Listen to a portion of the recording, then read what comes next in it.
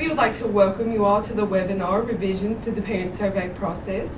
I'm Melissa Sparks, and joining me is Judy Hopkins, and we are the Parent Survey Trainers for HANDS for Kentucky. One thing I would like to ask you to do in the very beginning is to discard all of your old rating scales and replace them with the one dated 2000 to 2014.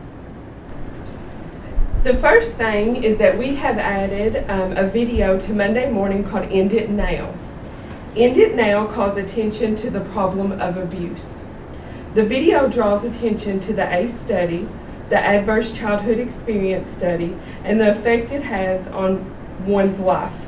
It is produced from Loma Linda University. The video stresses the importance of asking, listening, and accepting. This is what we do in the parent survey when we ask parents to share their story with us. Keep in mind, with the revisions of the rating scale, the validity of the tool does not change. Wording additions have only been added to clarify the scoring. Now I'm going to turn it over to Judy so she can actually walk through the revisions that have been made with you.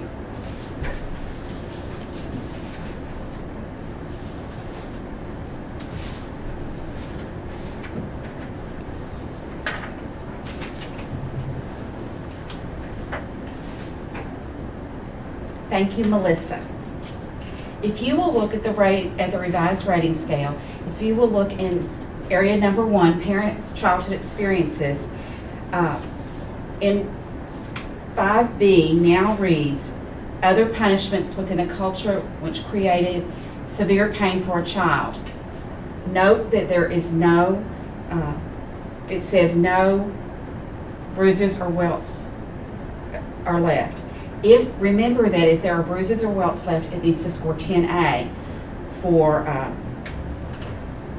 marks being left. 5E, there's a wording change from domestic violence to intimate partner violence. 10E, there is another wording change. Bizarre is been changed to extreme. 10J, the wording has been added to include whomever parented them as a child.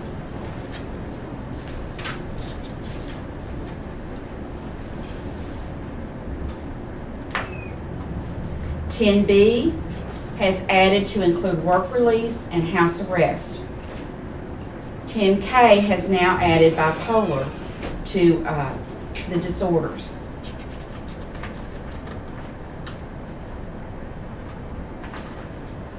Parent survey number 3, parenting experiences.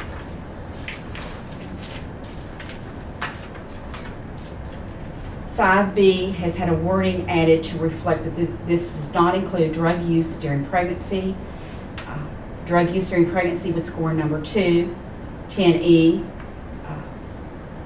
this is drug use in front of the child or with the child present.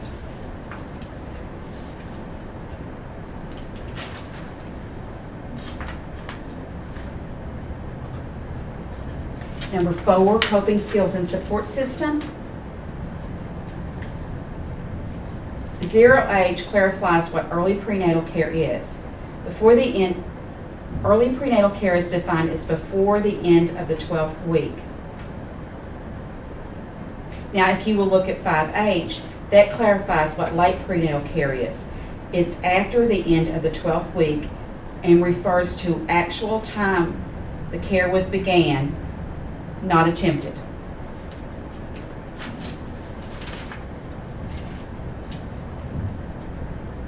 (10I) talks about lifestyle indicative of limited coping, lists prostitution and gang membership.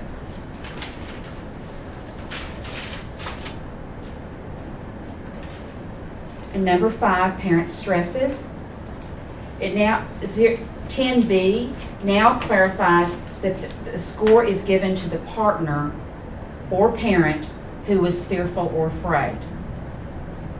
10F now reads recent death of a significant other or someone who served as a lifeline for a parent and is within the last year. 10G clarifies frequent job changes to 2 or more within the last year. 10H is the same, where frequent moves is 2 or more in the last year. In number 6, 10E, it clarifies now that the score goes to the partner that is feared. So this is for the partner that they fear. In number 5, it's the one who is afraid. 6 is the one they fear. In number 7, expectations of infants' developmental milestones and behaviors. 5C now reads any unreasonable expectation of walking earlier than 9 months or later than 15 months. 5D reads any unreasonable expectation of toilet training earlier than 18 months or later than 30 months. 5F clarifies the time frame for when they will let the baby cry, clarifies that the parent will let the baby cry over 10 minutes but less than 30 minutes before checking on the baby. 10E states that they will let the baby cry for 30 minutes or more without checking on the baby or expressing concern for the baby.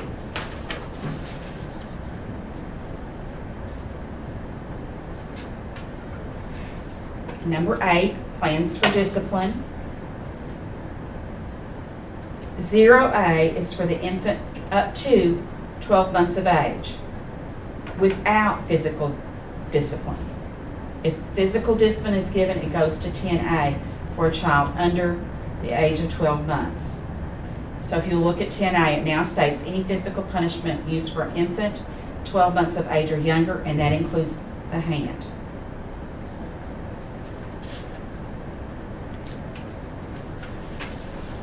Number 9 actually has no revisions or changes to it. And number 10, 5D has added to include incarceration and military service of one of the parents for being separated.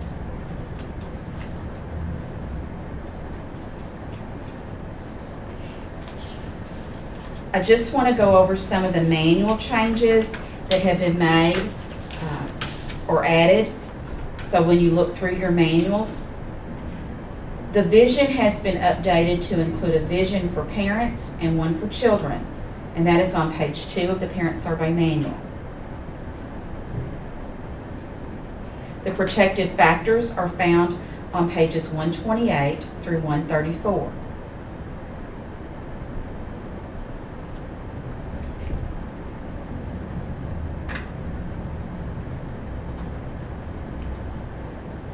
The trauma-informed care and toxic stress describes positive and tolerable stress and toxic stress and their effects on pages 14 and 15. We now use the essential points will be given to the parent visitors during core training to assist with seeing and knowing what goes on in each area of the parent survey. It is still stressed that the essential points does not act as a cheat sheet and cannot go into the home. The guideposts have been changed to constructs, and there is a 6th construct added, which is the 2-generation model, which is on page 31 of the Parent Survey Manual. In the 2-generation approach, parent visitors and home visitors focus on improving the outcomes for both parents and children. The Guide to Gathering and the full documentation review have been merged together into one document and can be found on pages 54 through 63. On page 63, there has been added a section on strengths, additional points to remember, and vague terms that can be beneficial to review.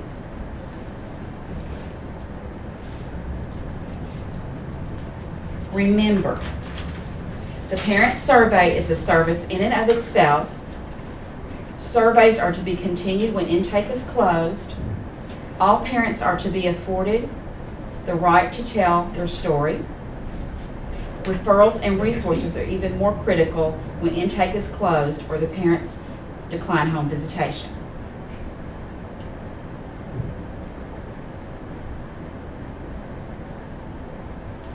Strength-based, we want to build on the strengths of the family.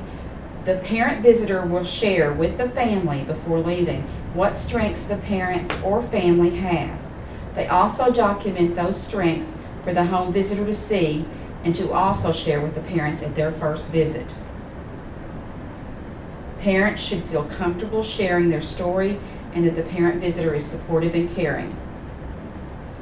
Remember that the ACE study reinforces the parent survey process and that all 10 areas of the parent survey are found in the ACE study. Remember that most parents are comfortable sharing their story and the discomfort is more on our part than on theirs. The survey is now stressed to be used as a guide for home visits and be used as a foundation for goal setting. It is recommended that the survey be reviewed approximately every 6 months with staff. It is a living document and has a wealth of information about what parents' hopes and dreams are for their babies and for themselves. Remember that the rating scale is a validated tool and to be used for every parent survey completed. The revisions to the rating scale do not change the validation study. Thank you for your work you do every day, making a difference in the lives of children and families. You are shaping the future. Thank you. Welcome to this presentation of Kentucky FSW Updates. That your staff who will attend FSW training beginning in June, when they come back, they may have a few new terms or action tools, and so we wanted everyone to be aware of those. And the new action tool will also be on the home visit log at the next printing.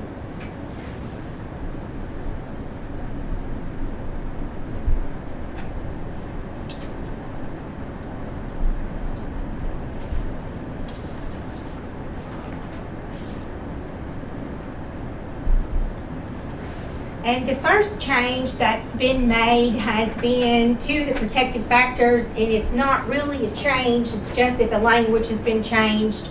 You can see on this slide that the original language is listed, and also it is now being translated or put into excuse me, everyday language that we can share with parents. And the everyday language tells what it means in the world of real parenting, everyday parenting. And we know that the protective factors, when they are in place within families, they give children what they need to grow up to be emotionally and psychologically healthy. When parents can be resilient, when they have the capacity to maintain or develop competent functioning in the face of major life stresses, then that also is modeled or to the child, or the child is able to see that and also begins to understand what it means to be resilient, so that they can also become more resilient and have protective factors in their lives as they grow up and then start families on their own. And the guidepost for partnerships with families, the name of that is now called the 6 program constructs, and some of the language in the constructs has changed, as well as there is a new construct that has been added. Here you see that they are listed. These are in the new manual on page 40, and they're partnering with family using a strength-based, solution-focused approach, family-centered practice, collaborative partnerships, culturally sensitive practices, the 2-generation approach, and do unto others parallel process. Partnering with families using a strength-based, solution-focused approach. We know that when we're strength-based in the work that we do with families, that being strength-based motivates growth and change within that family. It builds protective factors, and it also supports the parents in getting what they want for themselves as well as what they want for their families. Because part of being strength-based and using the strength-based approach lets parents learn what they value, and also the home visitor learns about what's important and what families value. We're able to recognize and build on strengths and assets and skills that parents have existing in their lives already. We can address concerns by frequently bringing the parents' focus back to their values and what they want for their family and their children. And we can cultivate the growth of critical thinking and problem-solving skills within that family unit. We need to always remember and always be reminded that when we're strength-based, we do not fabricate strengths that do not exist. We want to look for strengths that we see within that family unit and point those out as we see them. We also don't focus on just positive things that we see and ignore concerns. When there's a concern, we have strength-based tools that we can use to address that concern. We need to remember that when we're strength-based, we want to address concerns within the context of the family's value system, not what the home visitor values. And then strength-based is not telling people what to do or giving them advice. Family-centered practice. We know that we work with the entire family unit, anyone who's involved within parenting or caring for that child. And in the past, it was not uncommon for home visitors to interact with families as though it was a mom and baby program. And so we have shifted focus from just mom and baby to the entire family.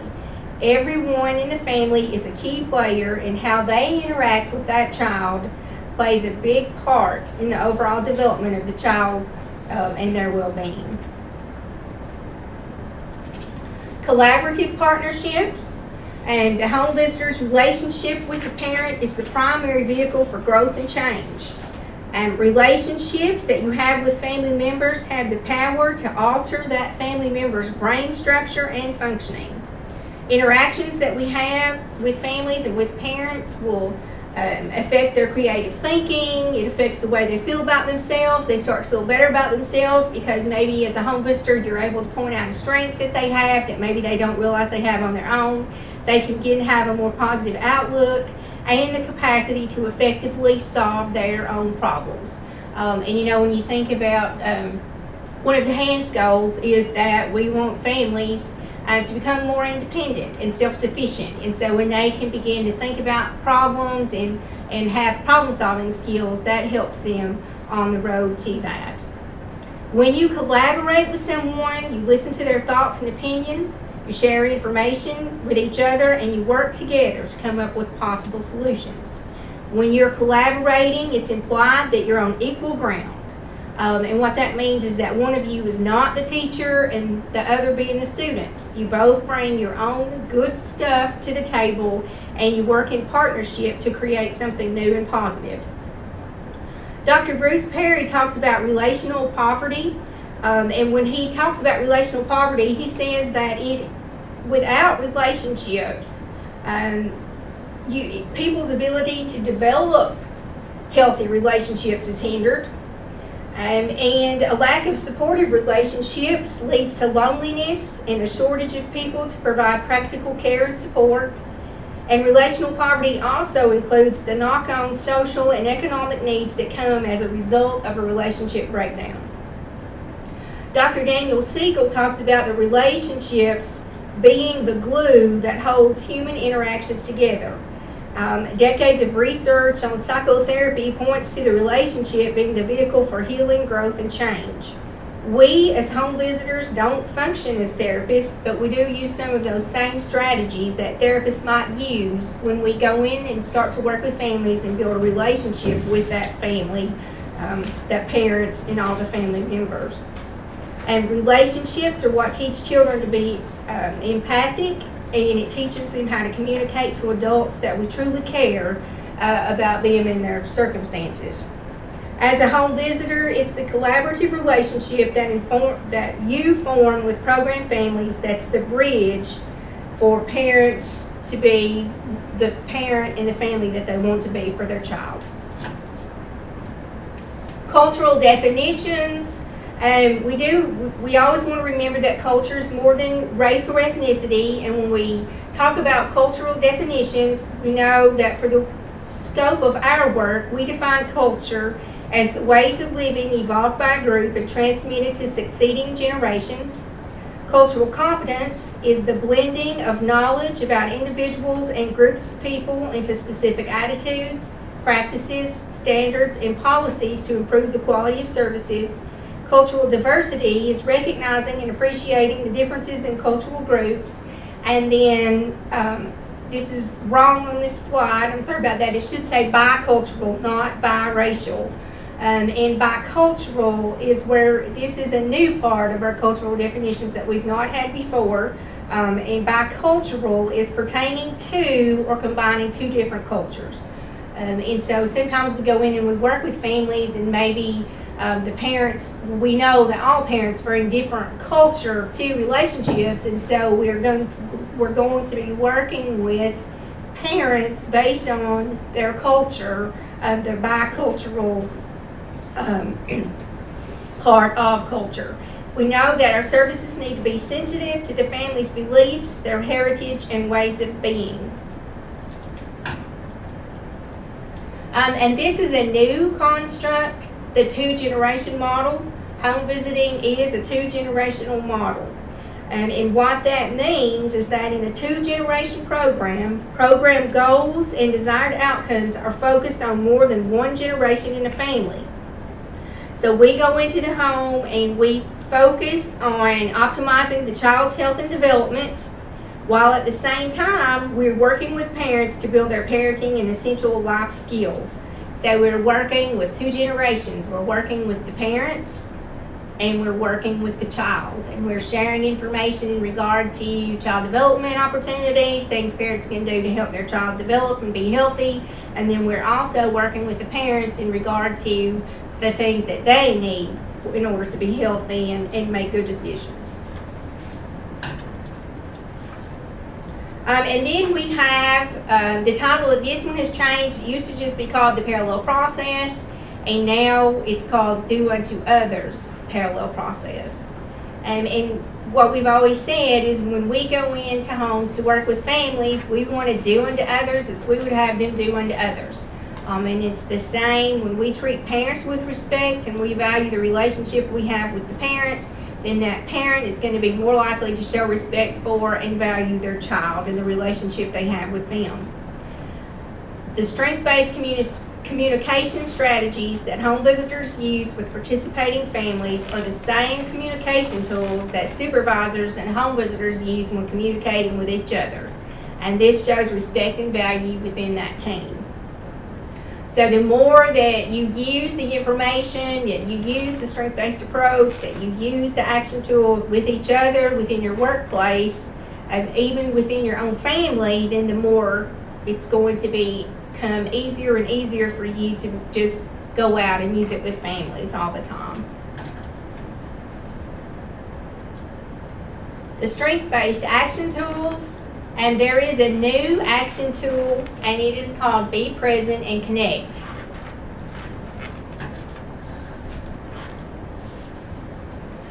With Be Present and Connect, basically what the title is what you do. You are present with the family and you connect with them.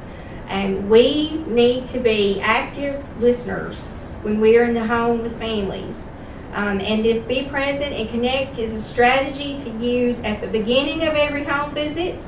It can be used during the home visit to re-engage parents who are preoccupied maybe with strong feelings or who have disengaged for some other emotional reason.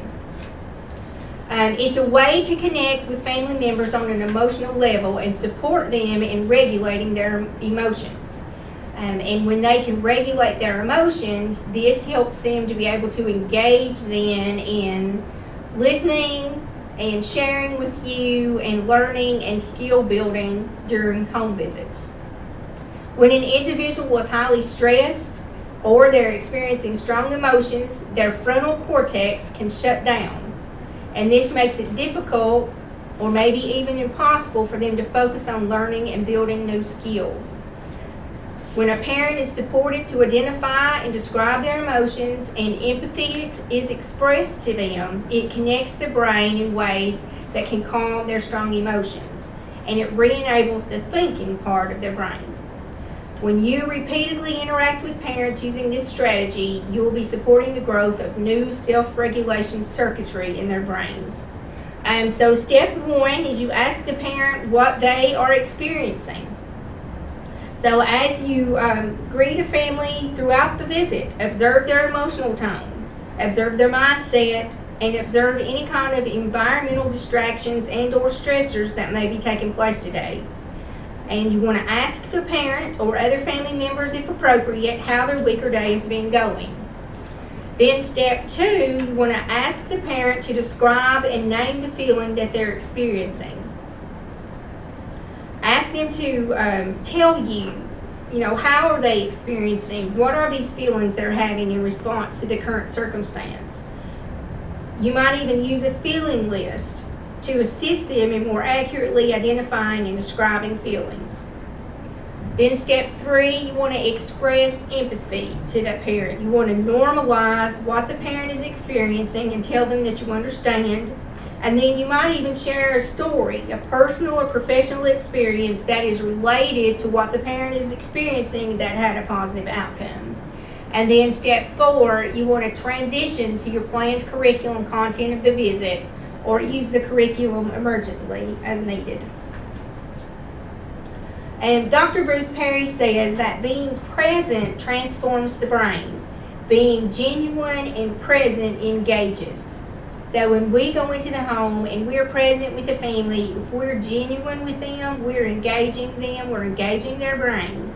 If we go into the home and we're distracted and we're not focused on what is going on with the parent, then you're going to see that the parent will also disengage. We can use past associations to connect past experiences. You elicit what you expect. If you grow up with unpredictable people, then you expect all people to be unpredictable. This is what Dr. Perry is telling us. So if you're going in to work with a family and they have had lots of experience with people being unpredictable in their lives, then they're going to, just based on their prior experiences, they're going to expect you to be unpredictable as well.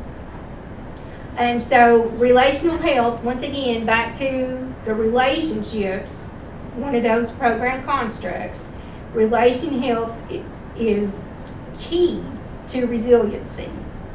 Brain changes are much easier when there are more meaningful interactions that are positive. So when you, the home visitor, can go into the home and you can be strength-based and you can be positive and point out strengths that you see the parent having, then you're going to find that you're going to have more meaningful interactions with this family, with this parent. This is all because you're going to be present in the moment and what's taking place, and you're going to connect with the parent on an emotional level where they are. The more nurturing responses in early life that children have, the more likely that their intimacy barrier will be appropriate and they can deal with and interpret behaviors. And so when we are present and connecting with parents, then that in turn, once again, is going to help parents to become more present and be able to connect with their children. We need to meet people at their level so we can be attuned to their needs. And then bonding behaviors decrease when caregivers are stressed and overwhelmed. So if we can connect with parents on an emotional level and help them become hopefully less stressed, less overwhelmed, then their bonding behaviors with their baby, with their child, are going to increase. Home visitors should always go into the home and connect with the parent, focusing how they can support the parent. This Be Present and Connect tool helps home visitors connect with parents emotionally through feelings, and it supports the parent to connect with the child emotionally. And then just one last thought for you to ponder as you go forth and work with families and children. The implications that trauma has on the developing brain is huge, and research is showing that it is easier to build strong children than to repair broken adults. So if you can keep this in mind when you're going into the home and you're working with parents and you're working with children and families, that all the things that you do, you are changing families, you are changing the world, one child, one family at a time. And everything that you do within that home has an impact. It has an impact on the parent because they can begin to connect, they can be present and connect with you on an emotional level. They can see that things can be different. They can develop problem-solving skills. They can learn how to respond to their children in appropriate ways, that we will see less broken adults and we will see stronger children throughout the state of Kentucky and throughout the world. So I thank you for the work that you do when you go into the homes and you work with families and children, because there's no greater work than this that we go out and do on a daily basis. So thank you from the bottom of my heart for all you do for families and children in Kentucky.